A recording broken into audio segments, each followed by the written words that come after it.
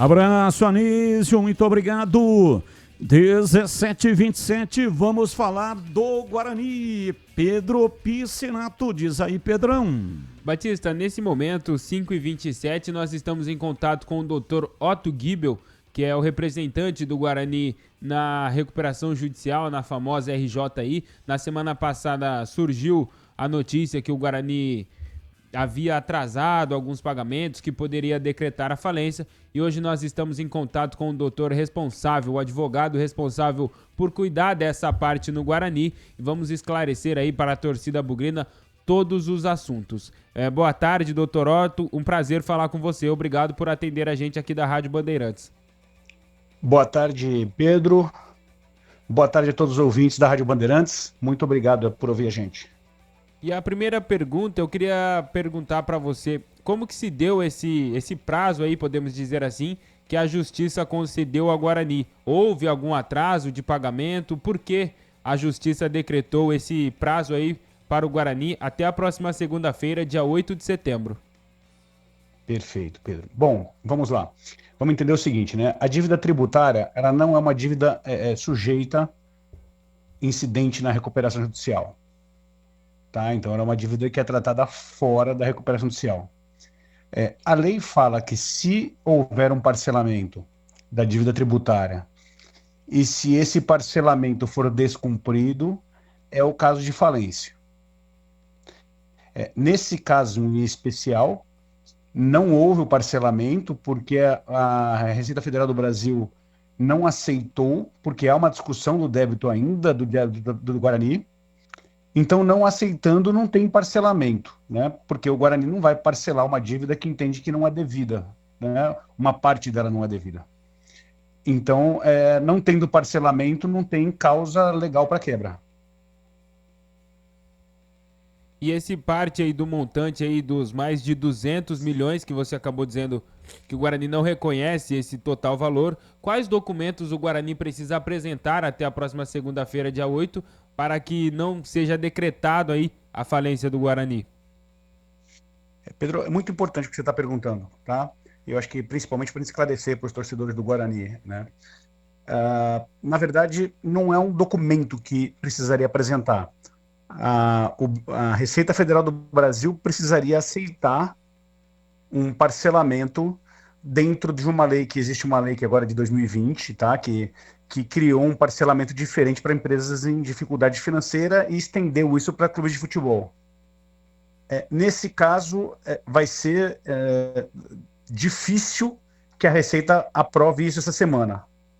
Mas o que o Guarani vai demonstrar, tanto para o juiz como para o tribunal, que, na verdade, não foi uma ausência, uma inércia de querer parcelar a dívida. Pelo contrário, foi proposto o parcelamento, a Receita não concordou com o valor, e com isso não houve parcelamento. Mas o que a gente quer dizer houve até uma retração do próprio juiz, o juiz da recuperação entendeu que não era o caso de falência, quer dizer, hoje não tem um risco de falência.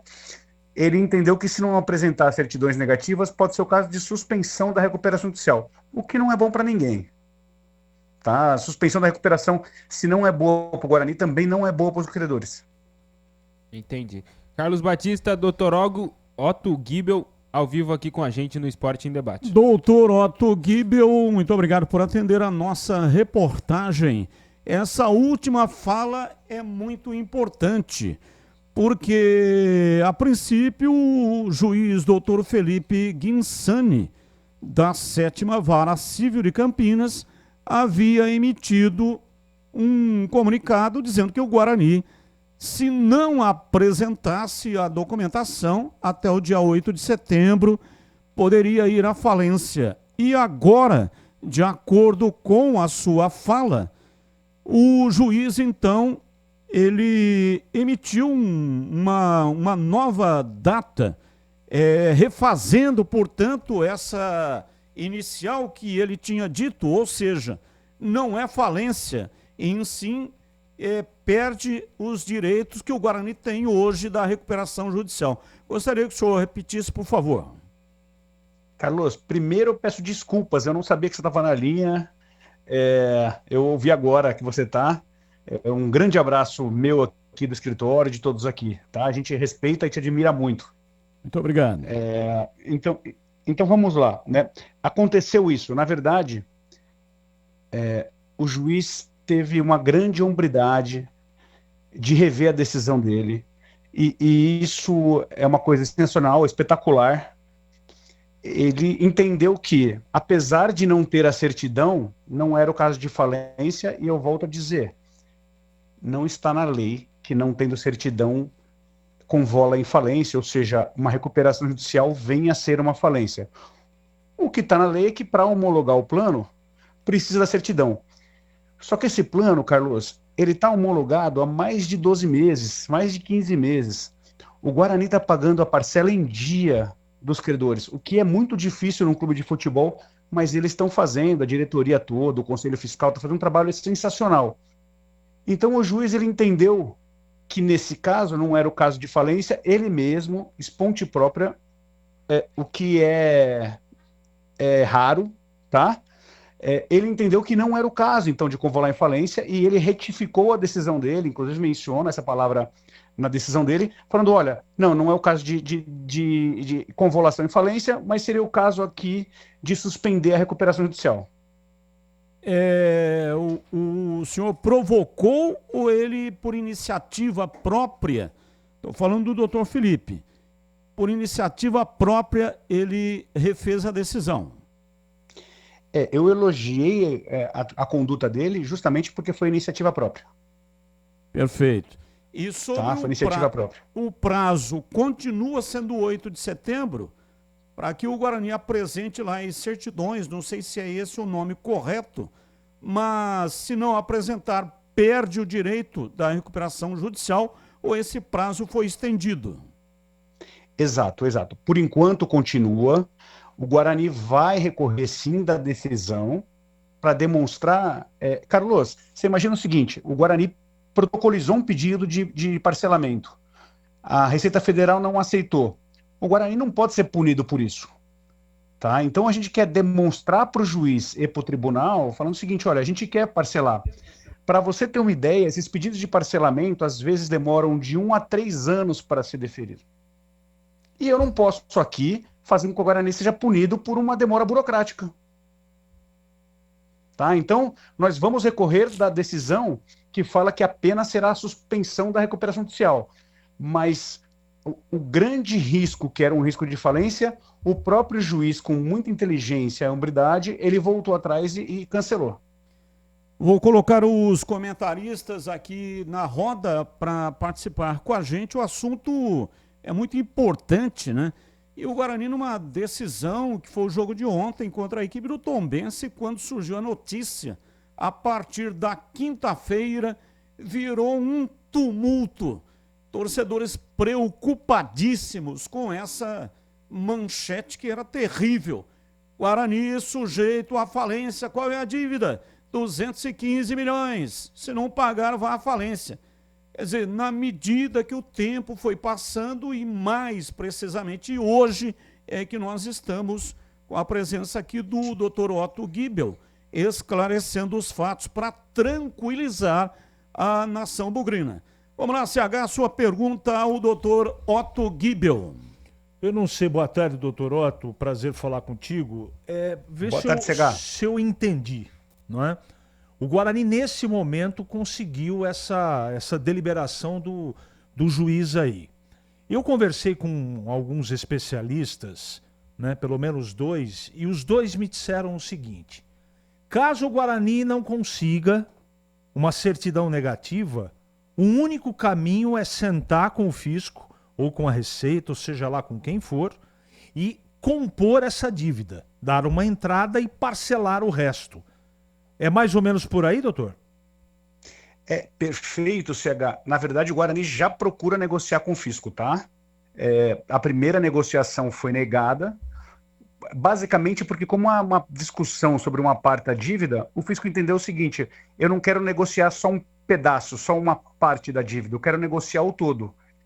E aí a gente tem uma jurisprudência antiga, discussões antigas, falando o seguinte: olha, eu não sou obrigado a renunciar a uma discussão judicial de uma coisa que eu não entendo que é devida para ter que parcelar. Então, o cerne da questão é essa, tá? Mas, de toda forma, o que a gente quer, e a gente está fazendo isso, esse trabalho, é de sentar com o fisco e parcelar o que a gente entende devido. Se, eventualmente, no futuro, vier ter uma discussão falando que mais uma parte é devida, a gente entende que ou faz um novo parcelamento, ou esse pedaço da dívida, ele integra o parcelamento que a gente já fez. Valdemir Gomes, o da Palavra Fácil de Tigerman.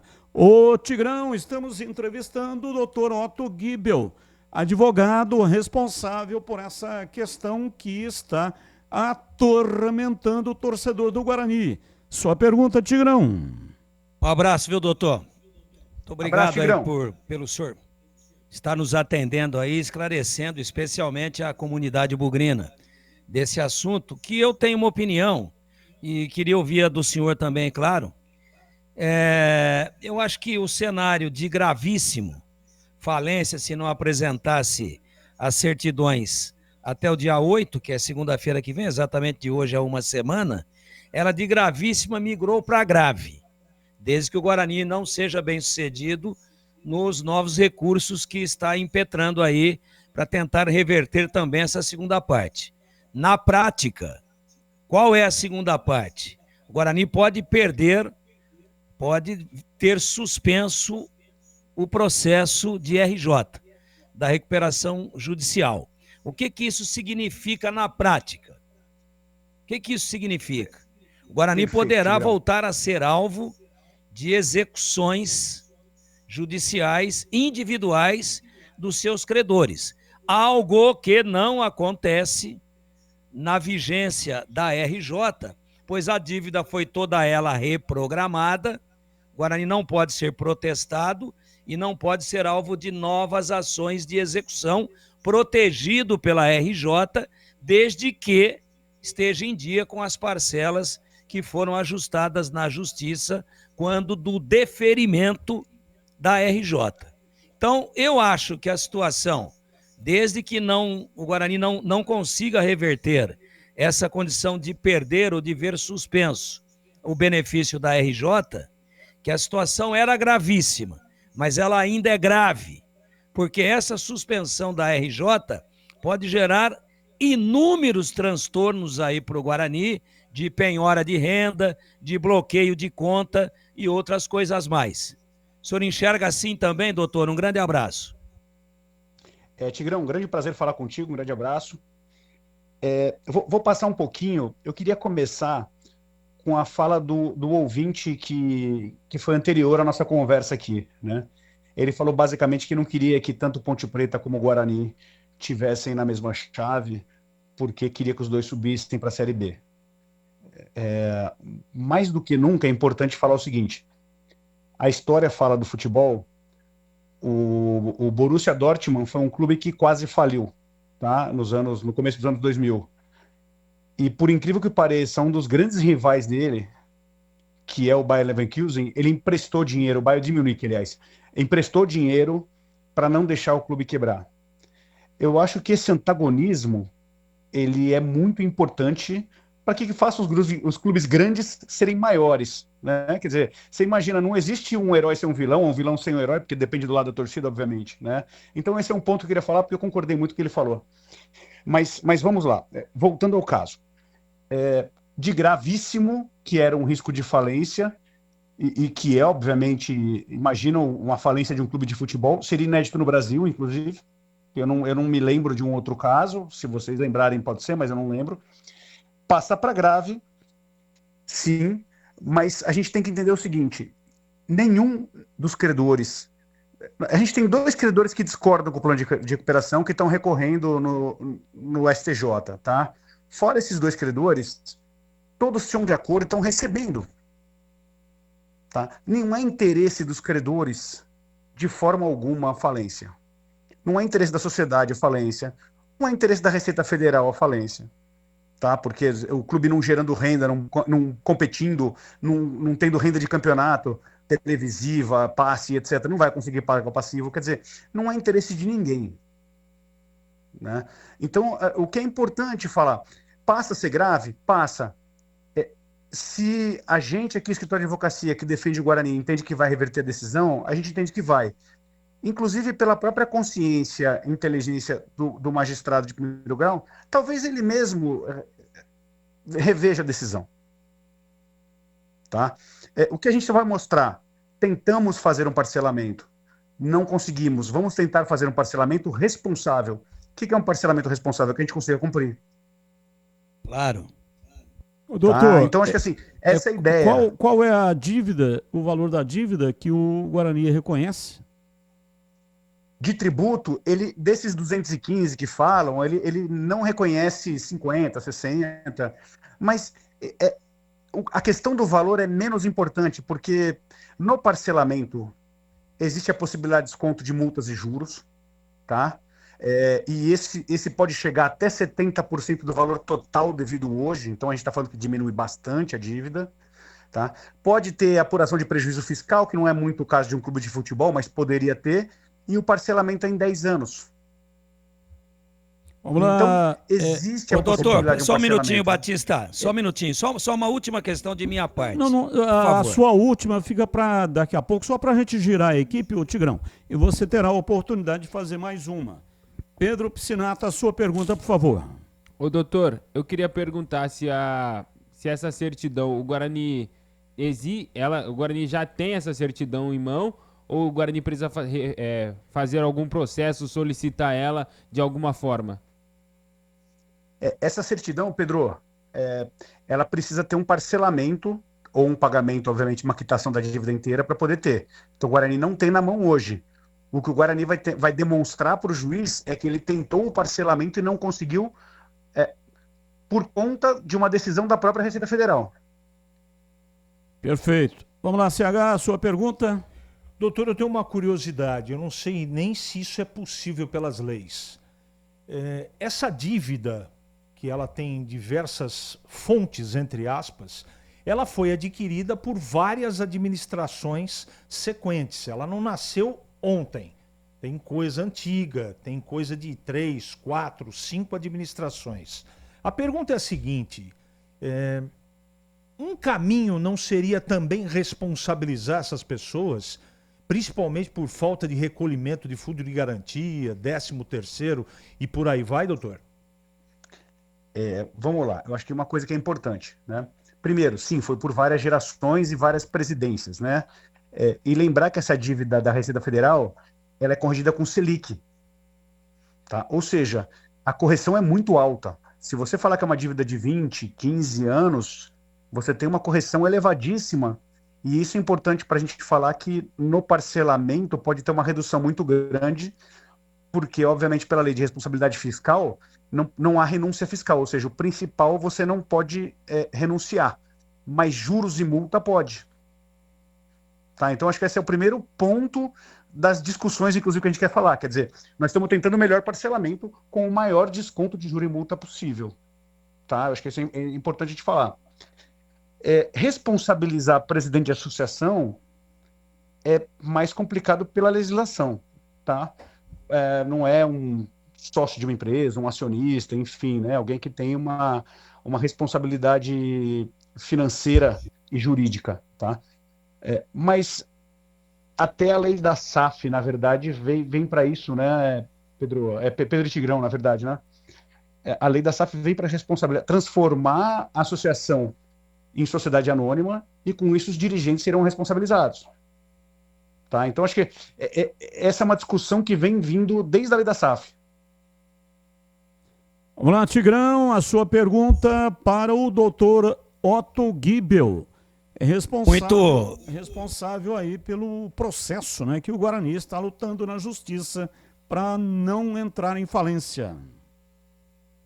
Muito a propósito, a colocação do doutor com relação à SAF, porque a gente sabe, isso foi amplamente noticiado, doutor, que o Guarani já aprovou, dentro do seu estatuto, uma alteração do estatuto e, no novo estatuto, aprovou em assembleia de sócios a migração de personalidade jurídica do Guarani Futebol Clube, de clube associativo para sociedade anônima do futebol. E aí, opinião nossa aqui, agora não é um parecer técnico, mas uma opinião.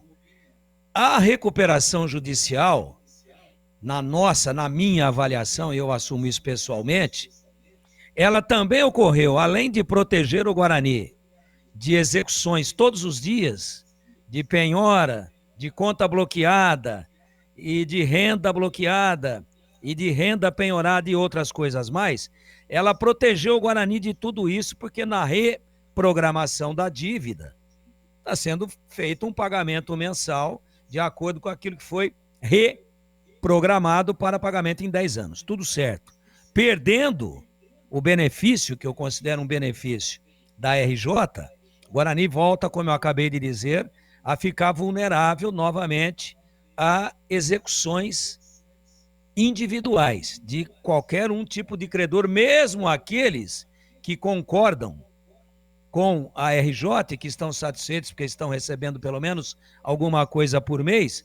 Quando cair o benefício, que ela for suspensa, que o processo da RJ for suspenso, eles ficam jogando de mão, exatamente porque não teria mais a obrigatoriedade do Guarani fazer esse pagamento mensal, e eles, logicamente, dentro da deliberação de cada um, podem executar a dívida. Esse é o lado negativo.